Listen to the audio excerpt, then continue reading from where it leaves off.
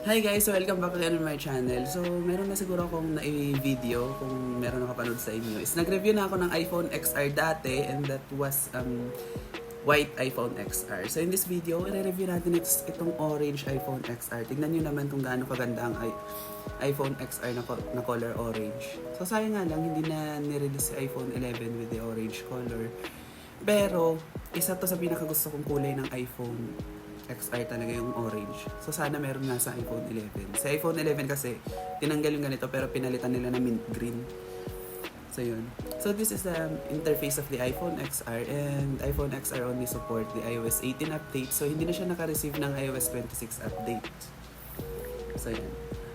So ang pag-uusapan natin in this video is unang-una kung kailan nirelease sa iPhone XR. Pangalawa yung mga interface niya. Pangatlo ay yung comparison niya or yung interface comparison niya compare with the iPhone 11 since sa iPhone 11 yung sinundan niya or I mean iPhone 11 yung sumunod na version niya yung parang ganun kasi every year nagre-release si iPhone and every time na nagre-release siya merong isang budget friendly just like the iPhone XS Max and iPhone XS kasabay ni XS, XS Max and XR magkakasabay yung tatlo na yan sa XR yung budget friendly.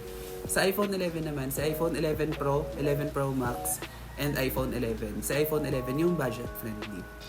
So in comparison between the iPhone 11 and the iPhone XR, yung interface niya, walang pinagkaiba. Yung dito, bilang na speaker grill, yung volume placement, yung taas, yung sides, walang pinagkaiba. Even the SIM slot, walang pinagkaiba. Kahit yung harapan. The only difference is the 0.5 camera. Sa iPhone XR wala siyang 0.5 camera. Although, napagkumpara ko naman na yung camera quality nilang dalawa is same siya. Parang kasi nag-edit ako, nag-render ako, same na same yung video. The only comparison is wala siyang 0.5 dito. Ayan. So, hindi kasi sa akin tong cellphone na ito. So, hindi ko maipapakita kung gaano kabilis si Face ID. Kasi hindi tayo pwedeng mag-set up ng Face ID sa cellphone na hindi sa atin. Kasi madedetect yun. So, ito siya.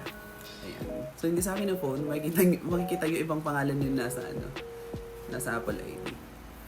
So, pag pumunta tayo sa About, ang only support niya is iOS 18.5. 18.5 yung update, pero ang nire-request niya na update ngayon is iOS 18 pa rin.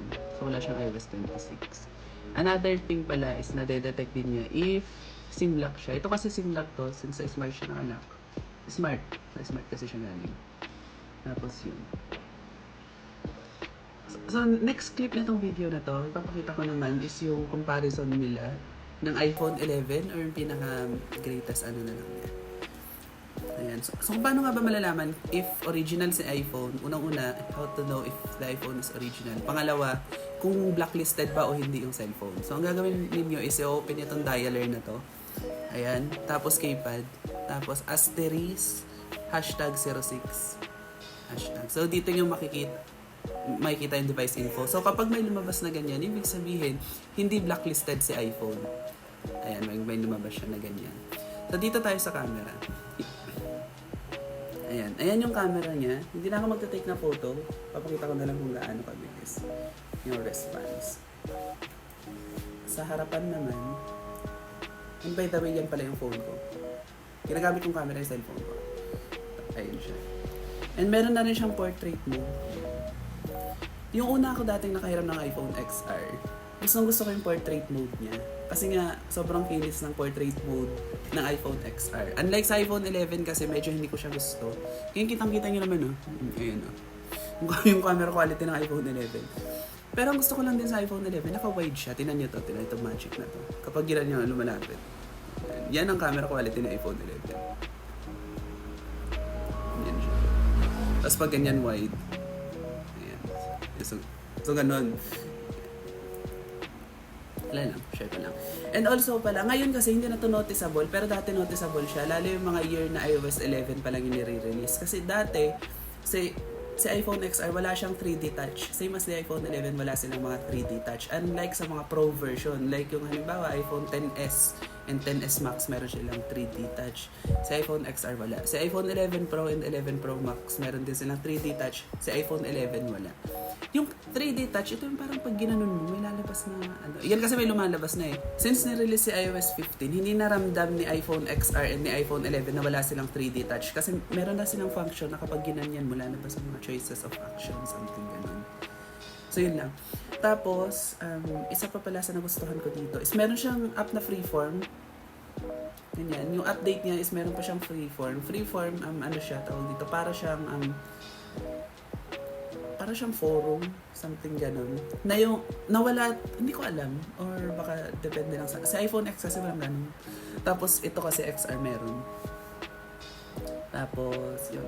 Isa pa pala sa napansin ko, in comparison with the iPhone 11, sa iPhone XR is parang, wala siyang Facebook glitch. Sa iPhone 11 kasi meron. Yung kapag nag-share ka ng story sa pag nag-share ka ng reels sa stories mo, hindi full screen yung lumalabas sa nahati, parang yung kalahati background ka na, sana nainis ako. Ganun talaga yung interface, sabi ko naman ganito. Tapos, ayun na nga. Unlike si iPhone XR, okay yung ganun niya, so walang problema pagkarating sa ganun. And ang pangit lang kasi, or hindi naman siya pangit. So, ang experience ko lang, pag nagka-camera ako sa iPhone XR, sobrang liwanag. Like, halimbawa, sobrang liwanag yung paligid. Yung dating ng video, sobrang liwanag din. Parang wala nang kanto yung mukha. Wala na. Unlike sa iPhone 11, kung makikita nyo, kahit maliwanag, kitang-kita pa rin. Ayan. Yung parang naka-natural, mga maliliit na mga maliliit na problema, pero napapansin kapag nagbe-video ka. So, yun siya. Tapos, ano pala is, yun lang. Wala ko masyadong napapansin. And also pala, if gusto nyo medyo kakaiba, kumuha kayo ng iPhone 11 na case, lagay nyo sa XR, walang problema. The only thing na manonotice is yung camera bumps. Kasi ito yung case. And so yun. So, yun lang yung short video natin. So, kung gusto nyo mapanood yung last video ko, hanapin nyo na lang. Nag-review na rin ako dati ng iPhone XR na white. So, this time orange. Yan ang likod yun.